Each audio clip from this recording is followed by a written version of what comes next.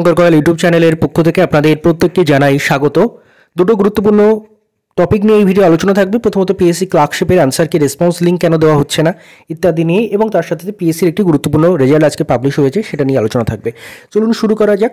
Video শুরু করার আগে একটা ছোট্ট ঘোষণা। টেক্সট বুকের নাম তো আশা করি প্রত্যেকে জেনে গেছেন, এবং টেক্সট বুক কিন্তু তাদের যে ইয়ারলি টেক্সট বুকের পাস অ্যান্ড প্রো ফিচার্স, যেখানে আপনি বিভিন্ন এক্সাম, পিএসসির বিভিন্ন এক্সাম, রেলওয়ে, এসএসসি থেকে শুরু করে একগুচ্ছ এক্সামের মক টেস্ট সেখানে কিন্তু আপনি পেয়ে গিয়ে থাকেন।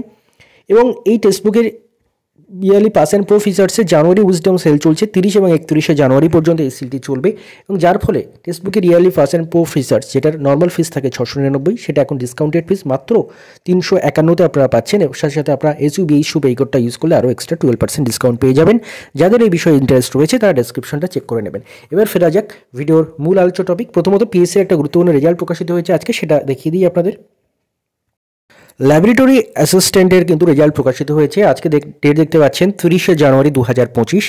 List of candidate recommended for recruitment to the 228 and 2 reserved for OBC NCL, 3 reserved for OBC B, 7 for SC, 2 for ST, temporary but likely to be permanent post of laboratory assistant in electrical engineering in government polytechnics West Bengal in the Directorate of Technical Education and Training West Bengal under the Technical Education Training and Skill Development Department Government of West Bengal.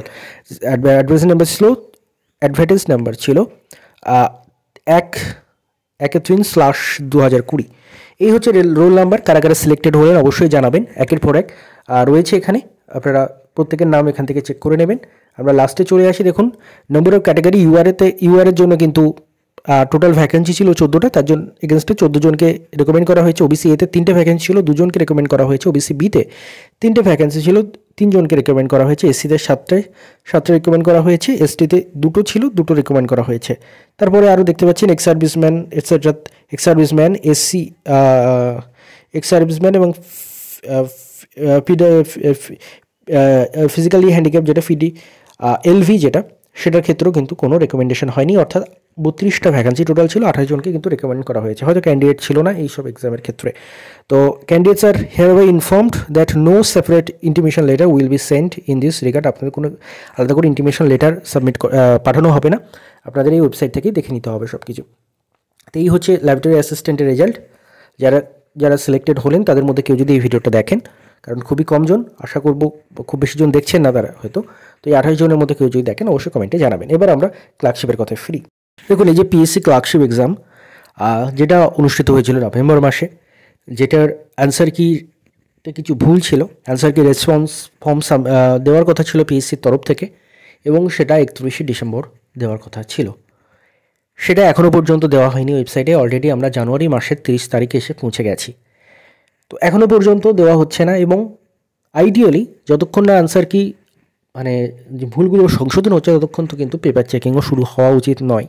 তার ফলে এখনও পর্যন্ত আমরা ধরে নিতে পারি ক্লার্কশিপের paper চেকিংও শুরু হয়নি, যেটা খুব একটা কনসার্নিং ম্যাটার। তো এই বিষয়ে পিএসসির একজন প্রাক্তন শ্রদ্ধেয় স্যারকে আপনাদের মতো একজন জিজ্ঞাসা করেছিল, সম্ভবত শান্তনু নাম, আমাকে পার্সোনালি টেলিগ্রামও করেছিল। তো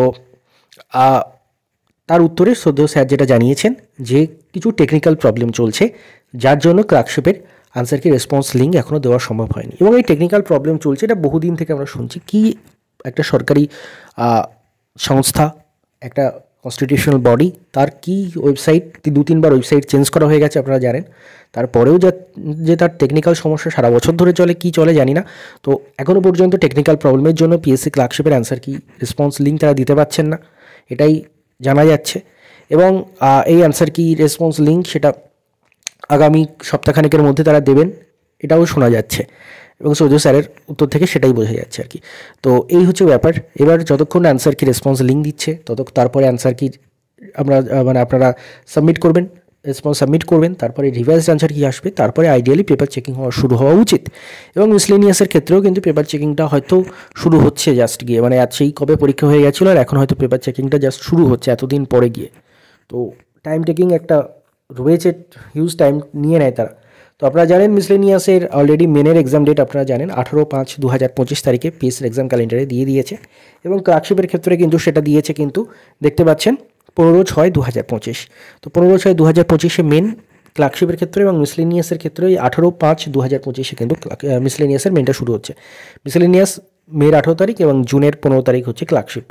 তো এখনও পর্যন্ত তাদের আনসার কি, এখনও মিসলেনিয়াসের রিভাইজড আনসার কি আসেনি, যেখানে বিশাল বিশাল ভুল রয়েছে সেগুলো রিভাইজড আনসার কি দিয়ে তারপর তো তাদের পেপার চেকিং শুরু হওয়া উচিত বলে মনে হয়। এবং ক্লার্কশিপের ক্ষেত্রেও কিন্তু এখনও অ্যান্সার কি লিঙ্কই দেওয়া হয়নি রেসপন্স সাবমিট করার, তারপরে তার রিভাইজড আনসার কি আসবে, তারপরে পেপার চেকিং শুরু হবে। তো খুব ডিলে চলছে। তবুও আপনারা এই যে এক্সাম ডেটগুলো দিয়েছে আর কি, 18/5/2025 মিসলেনিয়াস মেনের ক্ষেত্রে, ক্লার্কশিপের ক্ষেত্রে 15/6/2025, এইগুলো দেখেই আপনার মানে এইগুলোকে টার্গেট করেই আপনারা প্রিপারেশন নিন। কারণ গতবার অর্থাৎ WBC 2023-এর ক্ষেত্রে কিন্তু WBC 2023 প্রিলিমসের রেজাল্ট পাবলিশ করার মানে 35 দিনের মধ্যে মনে হয় সম্ভবত মেন এক্সাম অনুষ্ঠিত হয়ে গেছিলো। তো লেট পিএসসি করলেও কিন্তু আপনাদের এই ডেটে এক্সাম হবে ভেবেই আপনারা এখনও পর্যন্ত প্রিপারেশন নিন। ধন্যবাদ আপনার সবাইকে।